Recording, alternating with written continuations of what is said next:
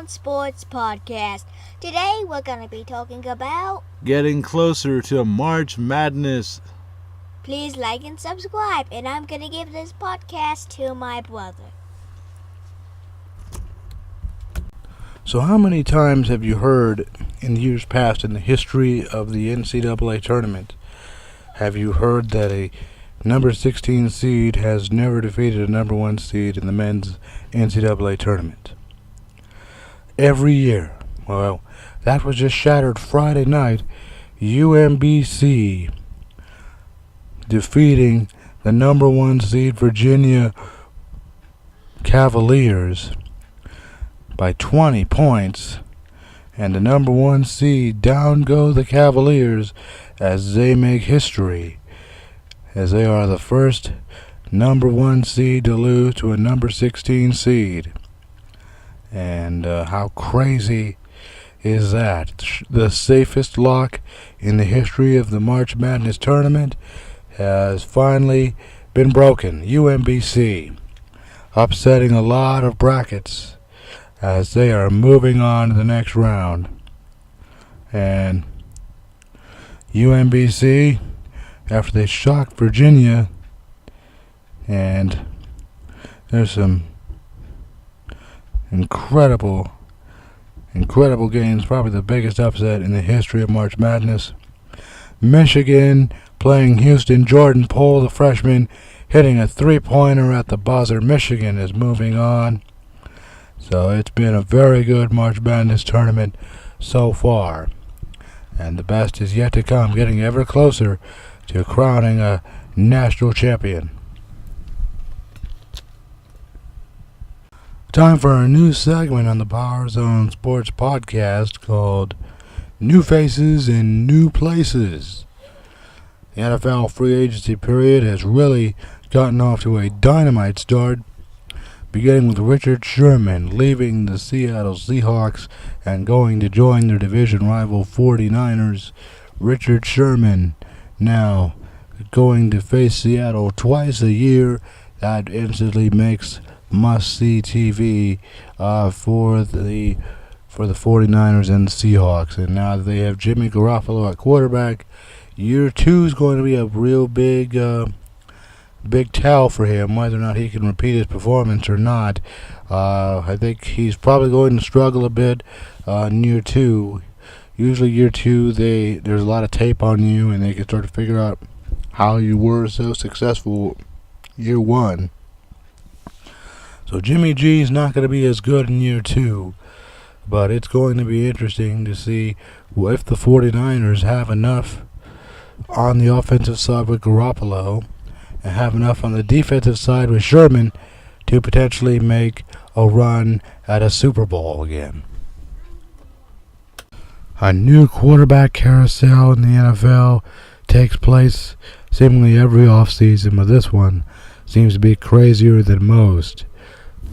Case Keenum, the former quarterback of the Minnesota Vikings, now taking his talents to Denver, where he will be the new quarterback of the Denver Broncos.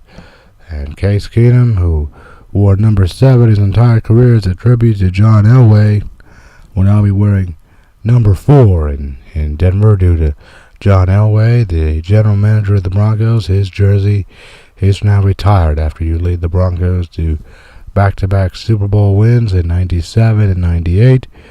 John Elway, after he lost his first 3 Super Bowls, he won his last 2. And I don't think any sports fan will ever forget the helicopter dive that John Elway made for that first down run to help secure Denver's first ever Super Bowl championship. One of the great moments in Super Bowl history. And now that Case Keenum is Case Keenum is a Denver Bronco, the Vikings have a new quarterback, and they've landed Kirk Cousins from Washington. So Kirk Cousins is in Minnesota now, and the Vikings appear to be Super Bowl or bust. And the Vikings, after coming oh so close to the NFC Championship game, although they were blown out by a more dominant Eagles team. Minnesota is ramping up for a big win, for a big year potentially, and it's interesting to see where will these free agents wind up. Adrian Peterson, a free agent as well. He apparently was on one of these networks talking about how it would be great to come home to Houston. That would be a welcome addition, I think. I think he still has a lot left in the tank, and whoever can put him in to their backfield, well, that's an upgrade at your running back position. He left the Saints because, well, they didn't run the ball enough for him. He didn't get as many touches as he would have liked. But even I think I could have told you, Adrian Peterson going to the Saints, where they seemingly throw the ball a lot more than most teams do, I could have told you that move wasn't going to pan out in New Orleans. But who knows? Adrian Peterson, maybe he'll come back home to Minnesota and get them one more run to the Super Bowl. That'd be kind of cool to see. But the NFL free agency time is a great time of year where anything can happen. The owners are trying to make their plays for next season, and we'll see whose moves are the best. The Atlanta Falcons, their sack artist Adrian Claiborne, who ended up sacking Dak Prescott 6 times in one of the games on the season, is now going to the New England Patriots. Adrian Claiborne. So we'll see one of the best sack artists in the league now joining a revamped defense in Foxborough.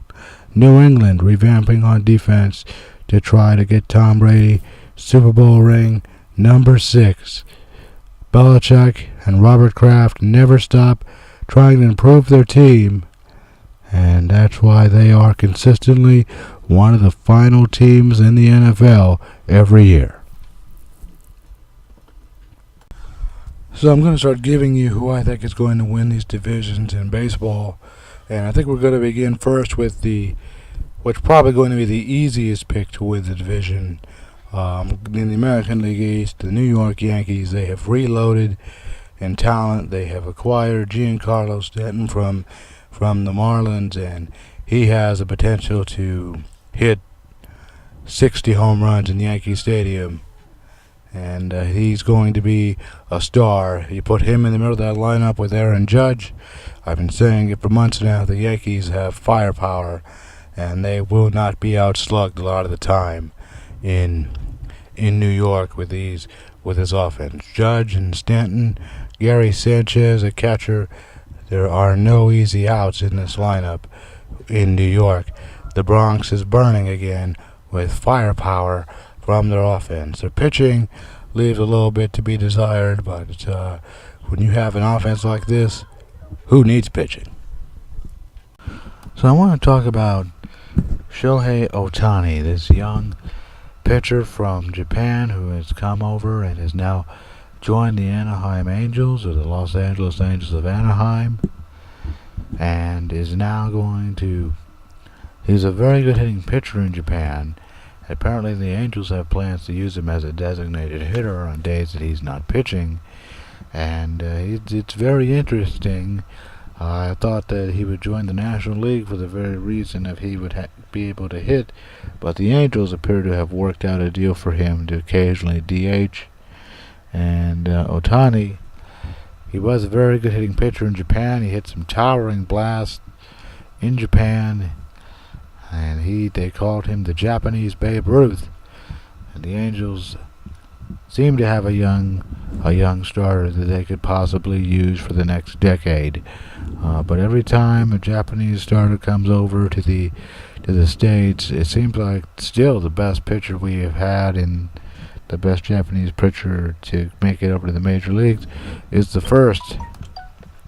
Hideo Nomo will always be the best Japanese pitcher of all time and the greatest Japanese hitter of all time, unless you count Sadaharu Oh, the world record holder for home runs. It's the best one to come over to the majors. Would have to be the first one to come over to the majors, Ichiro Suzuki. Thanks for listening to the Power Zone Sports Podcast. Please like and subscribe and follow us on Twitter. Our Twitter link will be down below. And I'll see you next time in the next podcast. Bye! And have a very happy Easter.